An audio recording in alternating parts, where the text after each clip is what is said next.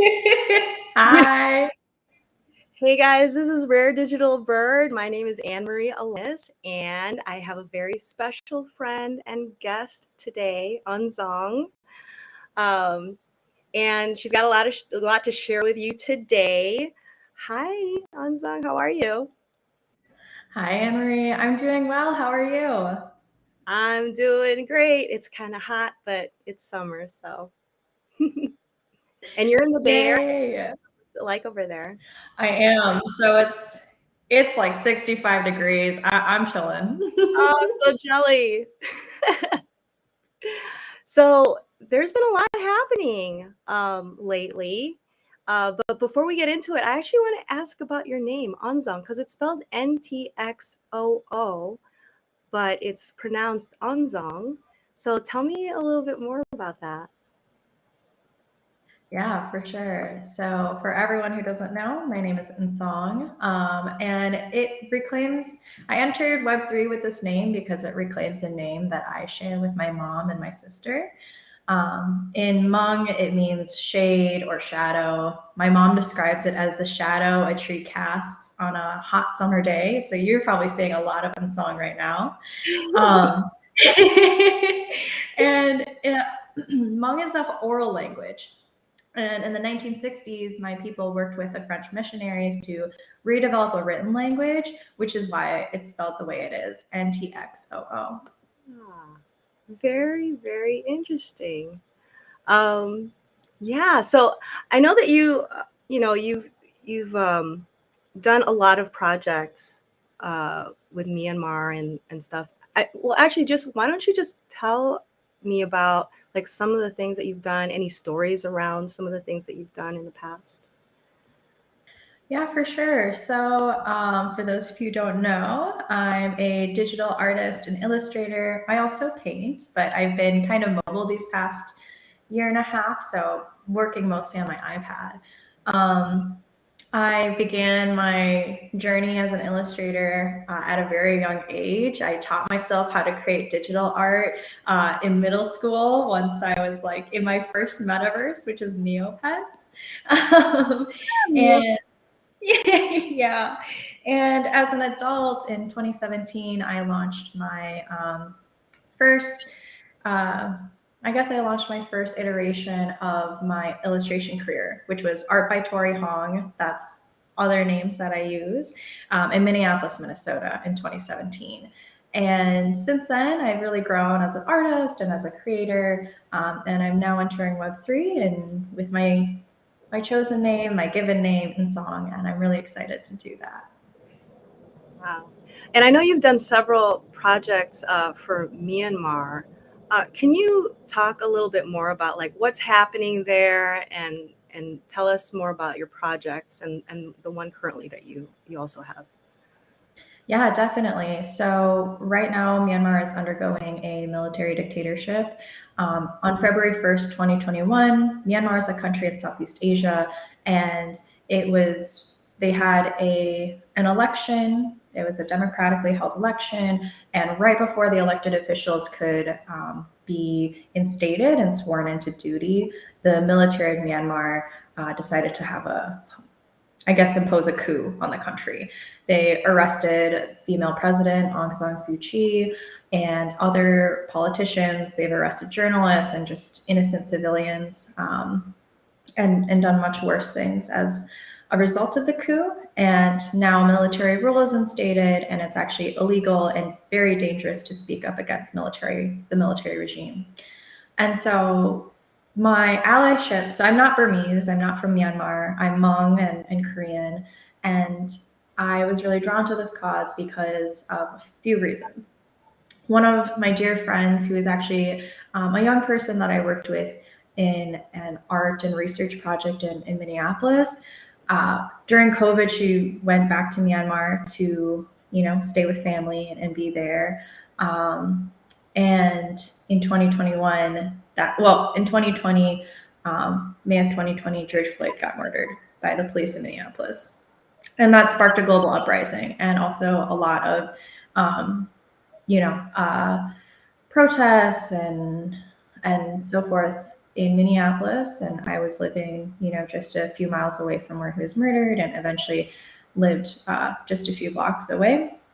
And my friend Thatar, who I collaborated with on this project that we'll be talking about, she gave digital support from Myanmar. So she was actually involved with like doing, it was like 9.5 hours ahead. So like when we were asleep, she could like stay up and kind of like if anyone needed transportation support or any supplies because, someone got hit by rubber bullets or like there were white supremacists terrorizing, a mosque, she could be there to kind of like help support these people and like dispatch folks. And yeah, and we've collaborated in the past, like even before this. So in 2019 was our first collaboration, and then 2020 happened, and then 2021 when the military ended up taking over in the country that she was living in, she was in Web2 live tweeting, posting on her Instagram stories updates, minute by minute, day by day updates of what was happening in Myanmar. And I was like, oh my gosh, obviously scared, but also hoping like maybe this will blow over in a few days or in a week. And it didn't. And it got to a point where she was like, hey, like, where are all my international friends? Where's my community? The people of Myanmar can win our own revolution, and we'll do it with far less casualties and with less damage to our psyches, our people, and our nation if we get international support. And I just, I've got on both sides of my family, we've been impacted by military conflict and war and, countries being divided. And so I think just like seeing this in real time and a place near to where my family used to call home, I just like couldn't look away. And so this is my fifth kind of like art project with Myanmar. It's my biggest one. And I invited the Tar to write poetry for it. And we're, it's all on the blockchain. And I created the illustrations to support her words and the revolution that's been going on there. And the earlier projects, the very first one was like a digital, just like an Instagram post where I compiled. It was based off of like iMessage, so it was like someone saying like, "What's happening in Myanmar?" And then like it was like a pseudo text exchange of like two people saying like, "Hey, have you heard of the news of what's happening in Myanmar?" And then someone would be responding like, "Yeah, I've heard that February 1st, Aung San Suu Kyi was arrested," and then like, "Oh, well, I've seen these ways that people have been resisting, and this is how people in St. Paul have been supporting because St. Paul's in Minnesota." And then also calls to action, right? So like, what can allies do? And so we had like a slide that said calls to action, slide that had accounts to follow for updates, and then like places to donate or support. And so that text, that like post went viral, and many people shared it all over the world. And I felt really good and empowered to like be an ally and supporter of the coup, even if I wasn't impacted. Their biggest ask was, hey, we're being silenced. It's illegal to speak out. Our internet's getting cut off every single day by the military. So like, can you help amplify our voice and share what's happening in Myanmar? And so, since then I've done a public art installation with other folks in St. Paul, elevating the protest art that's been created and the poetry that actually Thatar has written. And then just several other kind of like illustrations. And so Our Spring Was Endless is the biggest project. It's come after, a year and a half of really being in support of the revolution in Myanmar and friendships that have been made along the way. That's so great that you actually created a call to action. I know a lot of people need to be reminded of that because you see things happening in the world and you just kind of feel helpless. And I think it's really good to have some type of guidance there. So that's awesome that went viral. Can you talk a little bit more about that Hatar, the poet that you're working with for this current project that you have? Yeah, of course. So Thatar is, she was born and raised in Myanmar, and she is of two different ethnic groups in Myanmar. I believe they have over 30 ethnic groups that live in the country. So she's Karen and Dawei. And Karen is, so we're also fundraising on behalf of her people. We can talk about the fundraiser in a bit, but Karen people are Indigenous people who have been in the longest running civil war in the world. And so before the coup, her people were already at war with the military and the government because they're Indigenous people and their rights have been constantly infringed upon. And like many Indigenous and ethnic groups in Myanmar, they've been oppressed on a lot of different levels. Only now is that the entire country and everyone is oppressed under, living under military oppression. And so I actually remember like our first collaboration, I was reading through her poetry to kind of like, get ready for this project. We worked on a project that was really trying to center what do Asians and Asian Americans do in radical spaces, how do we create social change? Because in the United States, there's a lot of, and like rightfully so, there's a lot of literature and knowledge and research that's been conducted about how African Americans and Black folks organize, and also how white folks organize. And so we're like, okay, like we notice that our communities are doing things differently. Like maybe it's more peer-to-peer or more run through families, but like our families are helping people apply for visas and green cards all the time.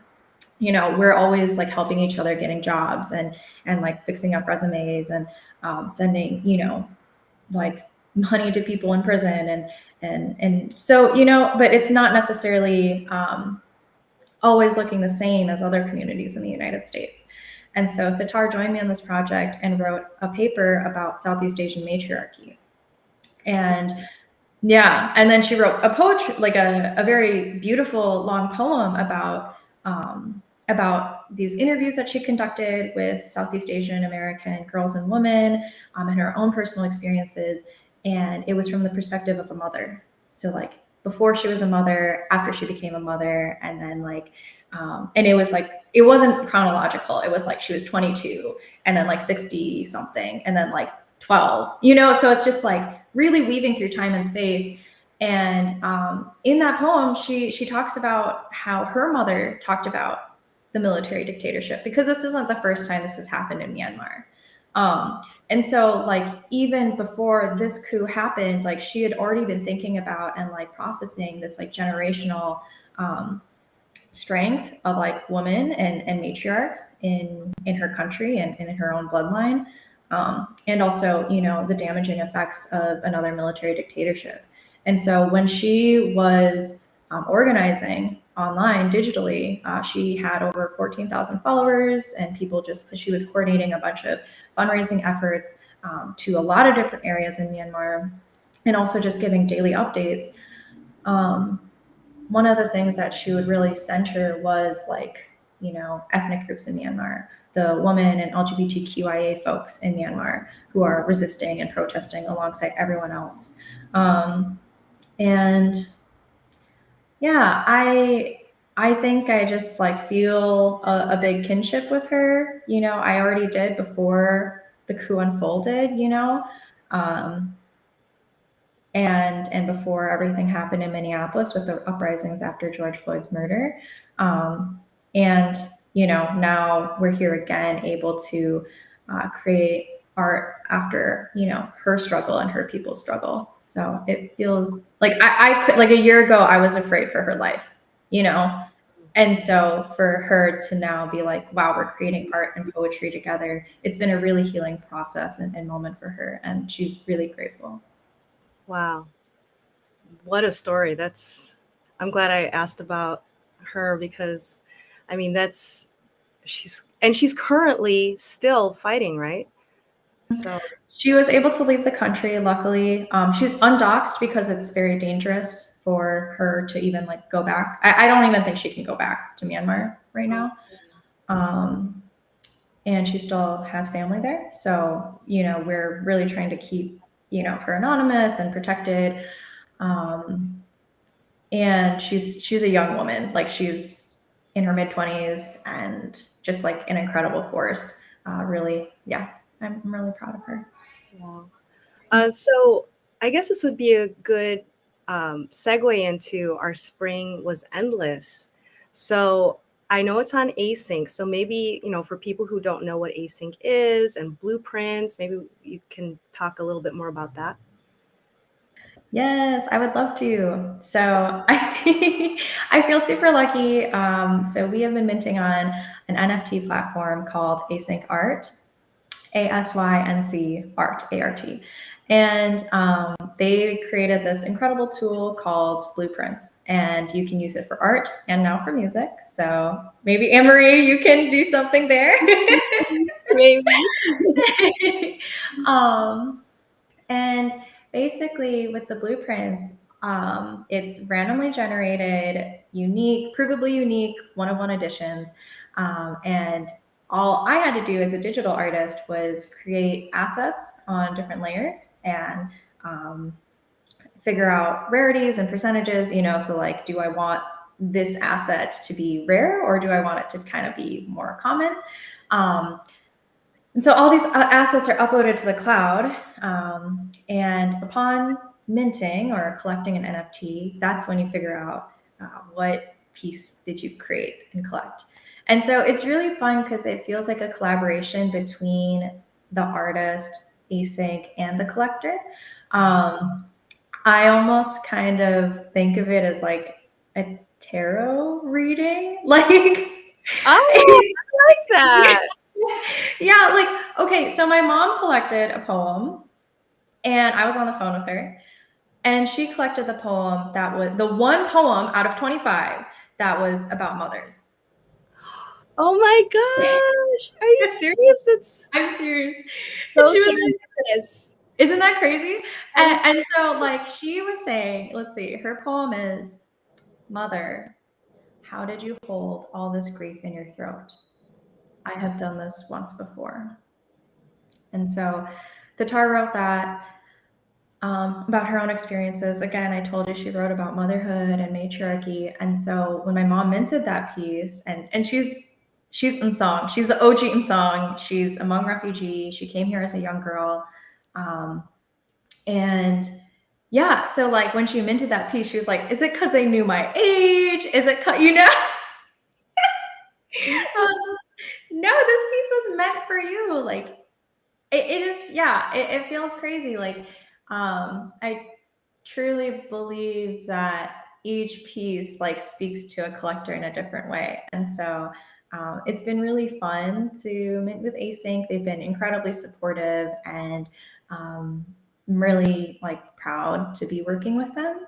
And yeah, their tools have been like so great for this project because instead of creating, 200 editions that I've hand drawn and handpicked and put together, I can just create all these different assets, which include poetry, revolution iconography from Myanmar's Spring Revolution, buildings that the people in Myanmar are fighting for and having had to flee, as well as different backgrounds to kind of like situate them into context. I can just upload all these things and then the magic happens, right? Like somehow, some way, people are going to collect a completely unique poem that no one else is going to collect. So I've had the best time working with them.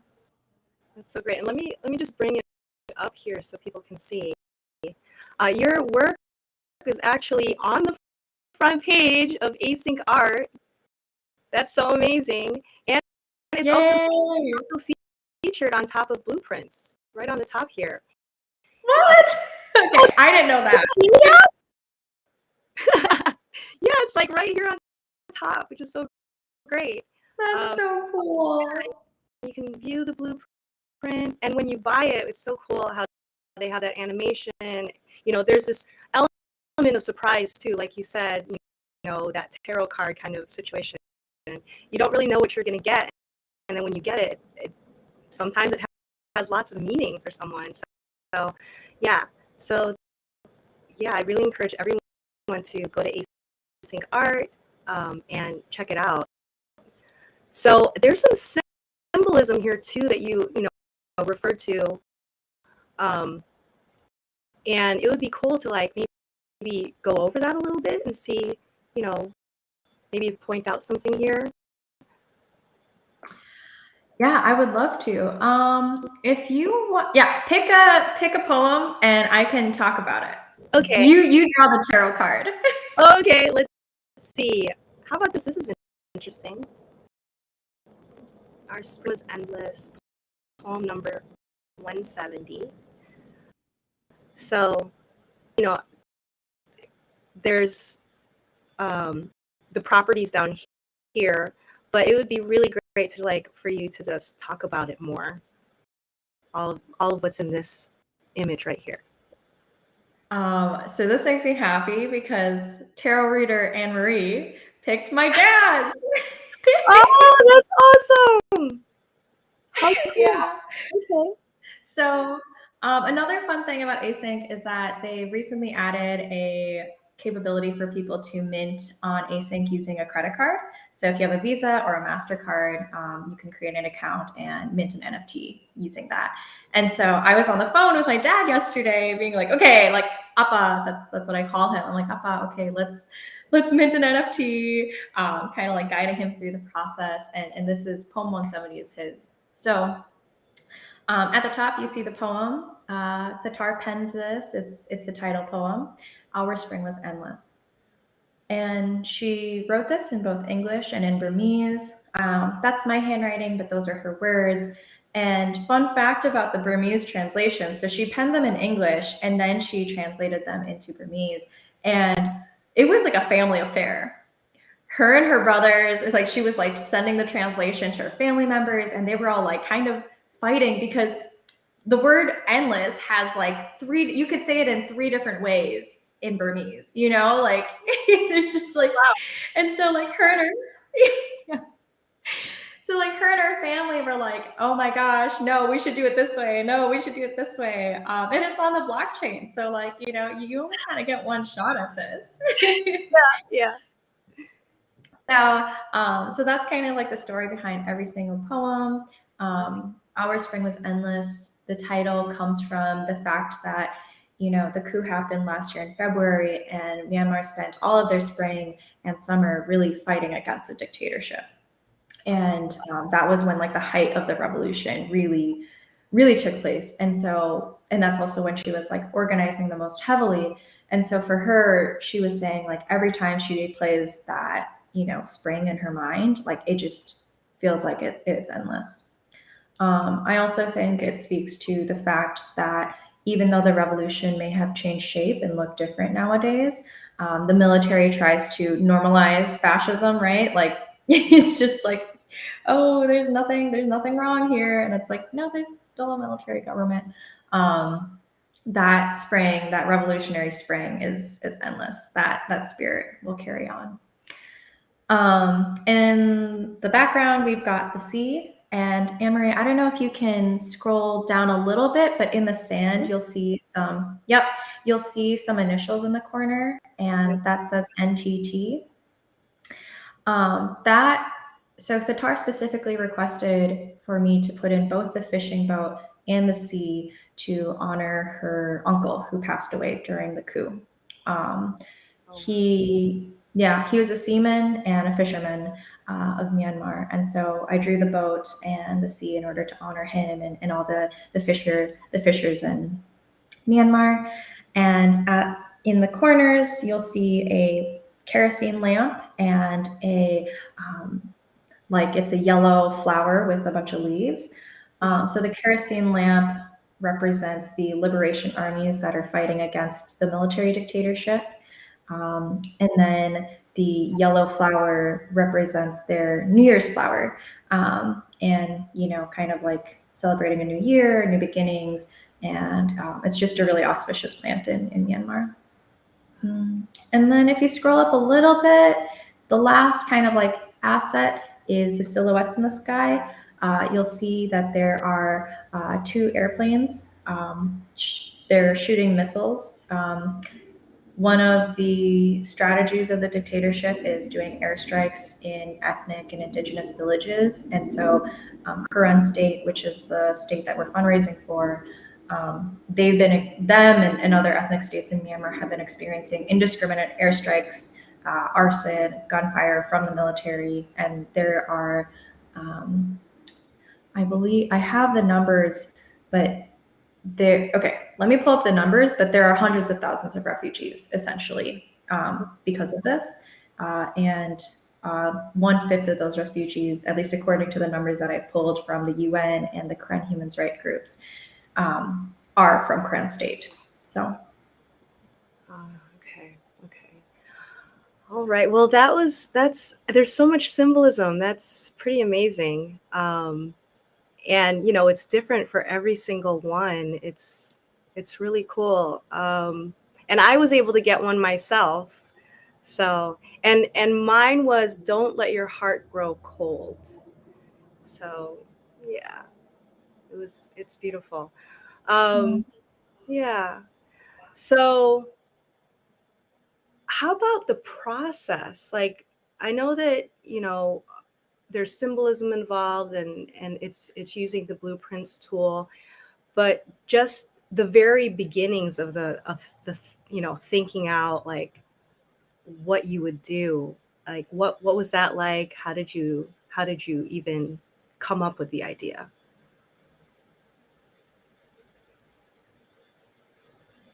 So I came up with the idea. So this is my Genesis collection. So I knew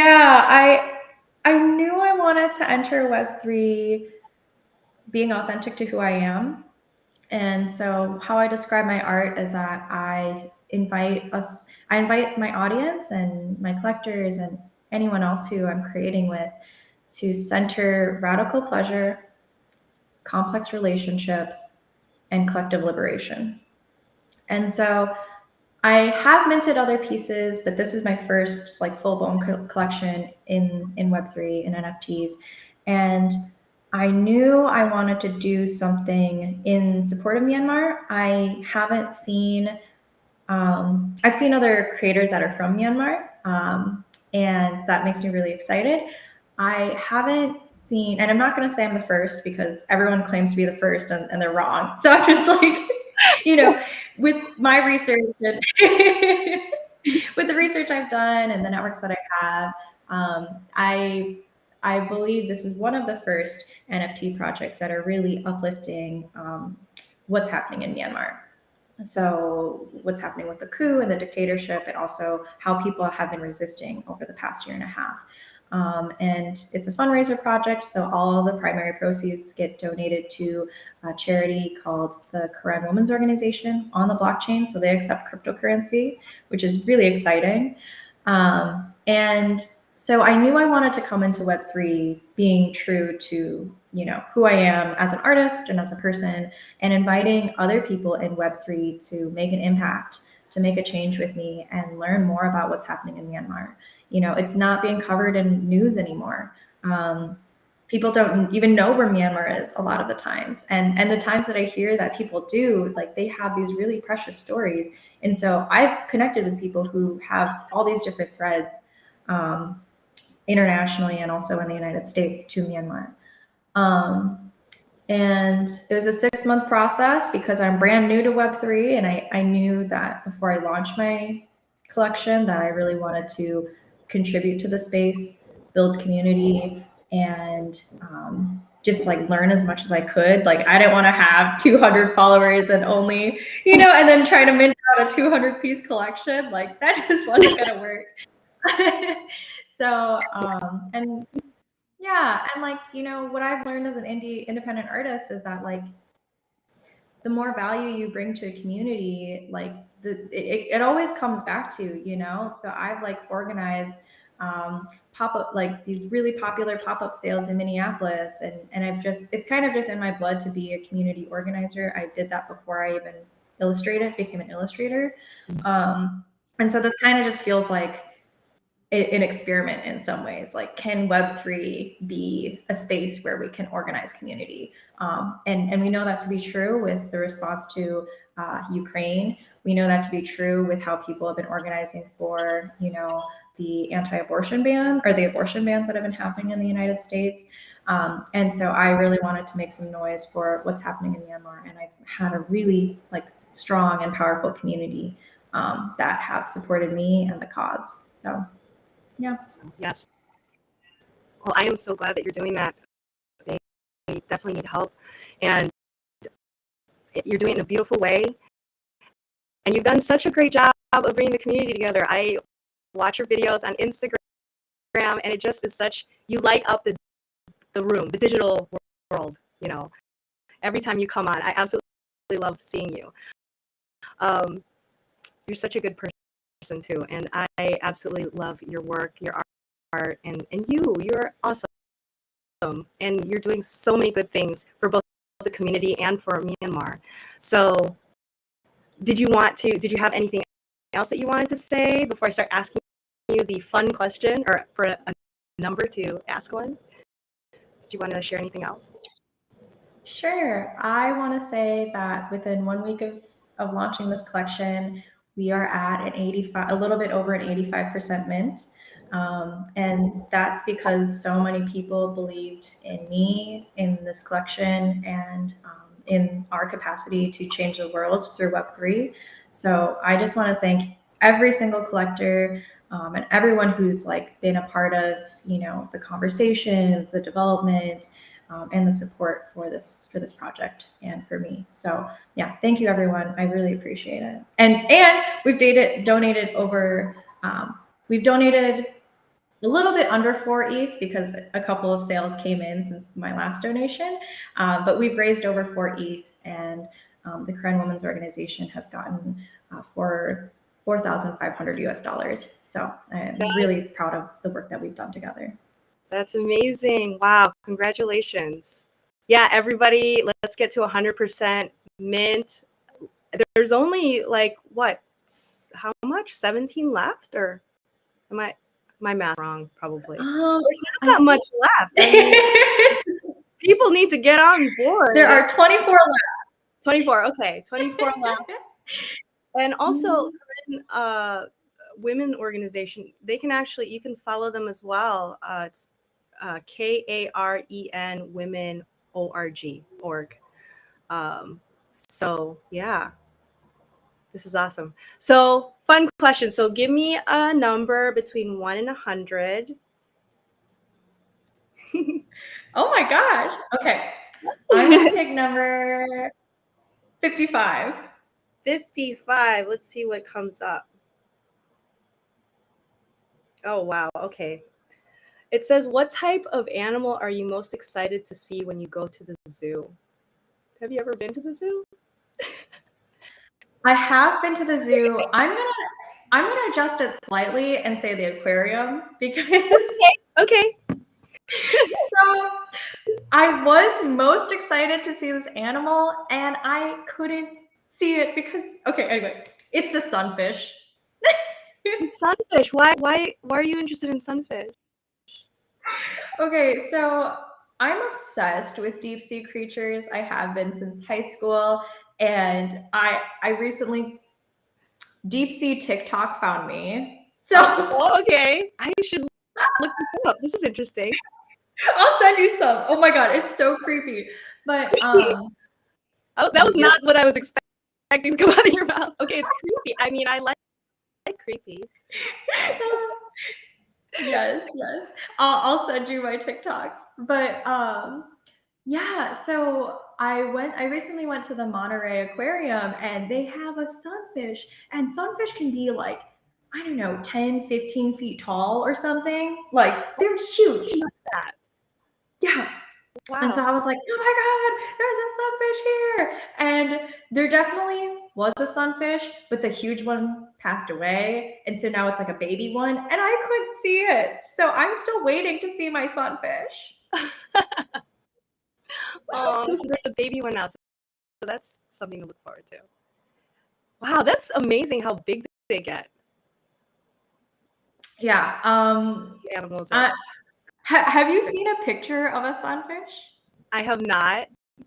Should I look one up like really quickly? I think you need to look one up for the crowd. It needs to be on this live broadcast. Okay, let me see. I'm looking it up right now. Ocean, is it the same as ocean sunfish? Yes, ocean sunfish. Okay, I'll just bring up a whole bunch of images. Okay. Images.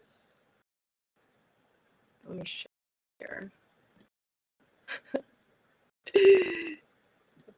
me see here. Okay. So, I mean, they almost look like shark. Can you see it? Oh my God. Yes, look at how big it is. That is humongous. Look at it compared to this person. Are they actually fish? Or They are fish. Are they mammals like whales? No, I think that's a real fish, and it's not a shark. It's not like a dolphin or anything. It's a freaking fish. It's a sunfish. Oh my gosh, look how big. That's wow. Okay, you've just opened my eyes to a whole new world. This is why we have these questions. You're always Yes. So everyone needs to follow Anzong at Ntxoo on Twitter. You're also on Instagram, right? With the same name.